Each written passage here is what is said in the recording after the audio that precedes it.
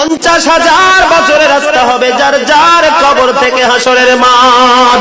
ফুলচেরাতে পুল হবে 30,000 বছরের রাস্তা।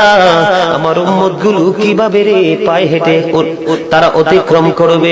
বন্ধু নবী এমনি এমনি কাঁদেনি রে, নবী জানিয়ে দিয়েছে কাল কিয়ামতের ময়দানে উম্মত গুলো খালি পায়ে থাকবে, মাটি তো তামা থাকবে।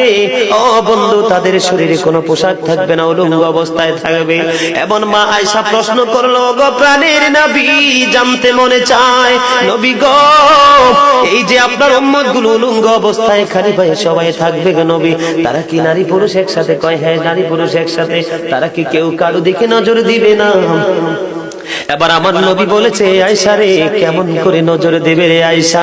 বন্যার পানি যেমনি প্রবল বেগে বৃদ্ধি পেয়ে পৃথিবীর মানুষগুলোকে গ্রাস করে ফেলে, কাল কিয়ামতের দিন এই জাহান্নামের